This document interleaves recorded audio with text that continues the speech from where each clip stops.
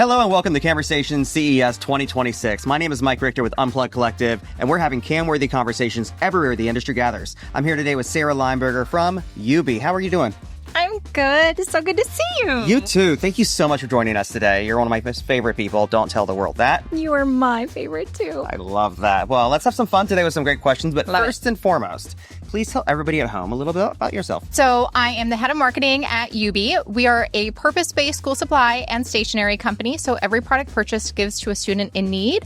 I'm based in Minneapolis and having so much fun at CES. You know, I recently heard there is this really awesome sandwich that's based in Minneapolis called the Juicy Lucy. Is that true? That's true. Where are you supposed to get the best one? Oh, well, that's a debate. So you have to come to Minneapolis and actually experience it to find out. Yeah. But isn't it at Matt's? That is the rumor. That's what we've heard, right? Yes, I've heard it. Yeah. So I'm going to tell me. I can't be biased. I'm from Minneapolis. You can totally be biased. Why not? Let's be biased. I mean, I'm going to be biased about our questions. I want to make sure you answer good ones, right? So let's dive in. You're a brand, right? Yeah. So these are going to be really important questions for you. Okay. Should brands be concerned about how their ads are running adjacent to AI-generated content? Ooh, interesting. I think the reality of being a brand is that you are going to be out in the world no matter what the world is serving up. And so the most important part is to be authentic and to show up in a way that is as organic as you can be in the places that matter most. The truth is the world is beyond your control. And so, yes, you can be concerned, but you can't control it. Right. You know, sometimes let fate take the wheel, but also be responsible. Exactly. That's good. That's a good lesson to learn. That's a good lesson. Yeah, exactly. So are brands prepared for a world where consumers question everything they see? Interesting. So I was actually just having this conversations. I think the pendulum is swinging. All the pendulums always swing.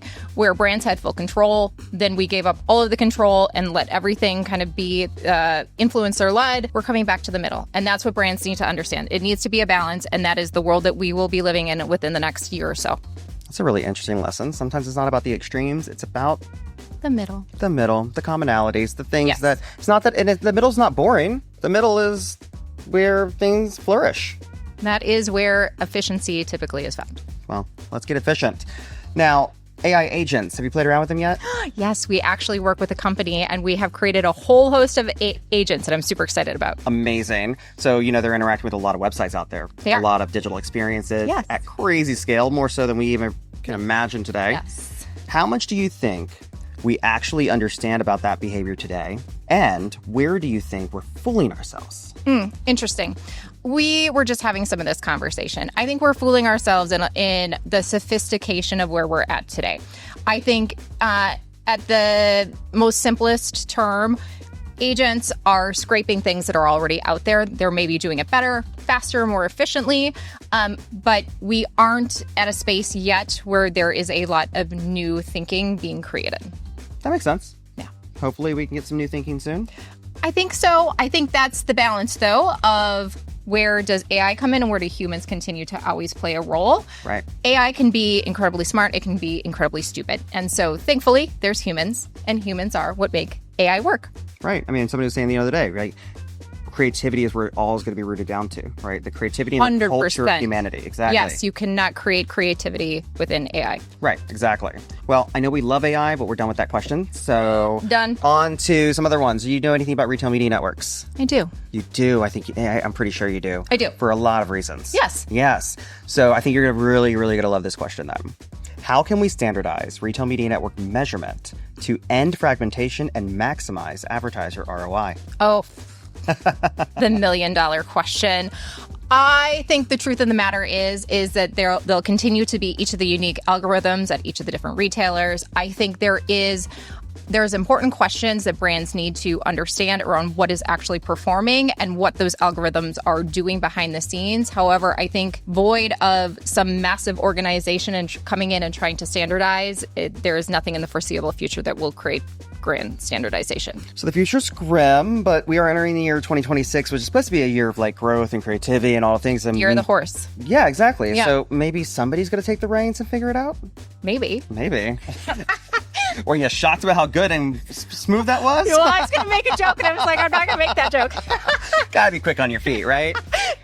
I mean, you can't be latent with your jokes, but we can be latent in this next question a bit because how can we mix non-disruptive ad formats in live sports to maximize revenue without annoying latency-sensitive fans? I'm going to turn the question just a little bit. So what's super interesting, I have 6 and 9-year-old girls, and we will watch live sports together, and they love ads, and they ask questions about the brands, and they want to know actually more about the brands. And so it's actually not disruptive. It is an interesting point of conversation for the new generation, which I think is fascinating. Do you think part of that's because their mother is a badass marketer and she talks about ads a lot? Or do you think it's genuinely their curiosity as children? I think it's genuinely curious. I was actually just talking about this earlier, too. We walked into a mall for the first time last week, too. Again, I don't drag them into the mall, but I brought them to the mall.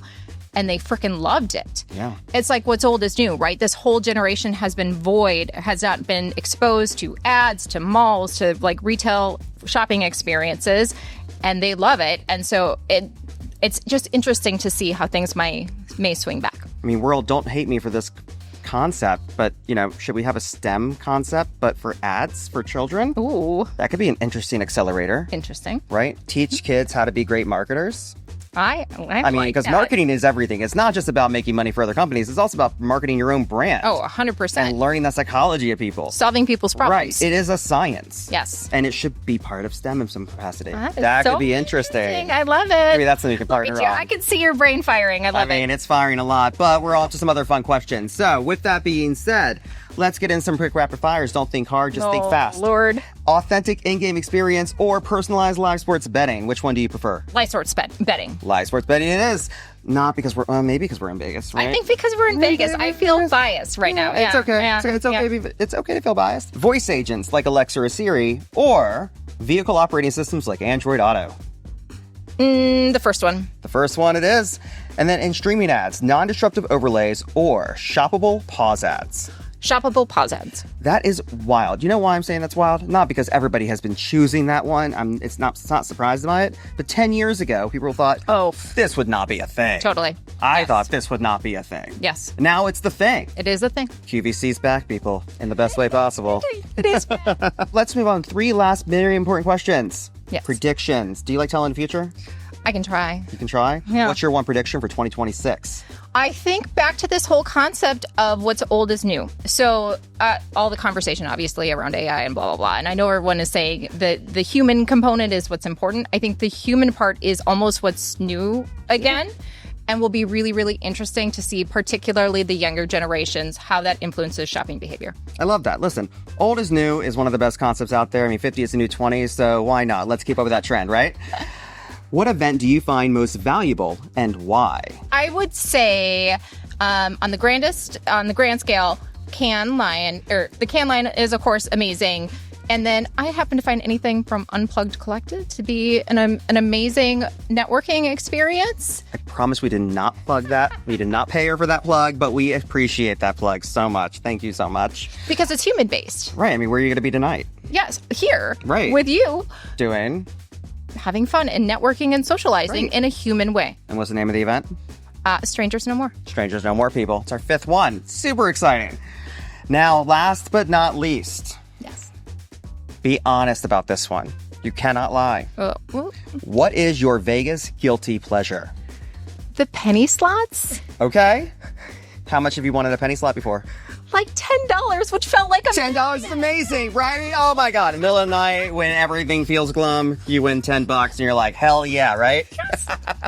We love penny slots. Is that where we're going to find you tonight after Strangers? It might be. Penny slots after party. $10 and above is the best night ever. $10 and above. Let's go. Well, guys, we're all out of questions, but we're never out of personality. So thank you so much for joining Cannesversations at CES. This has been a fantastic time, and we'll see you at the next one. Thank you. See you. Bye, all.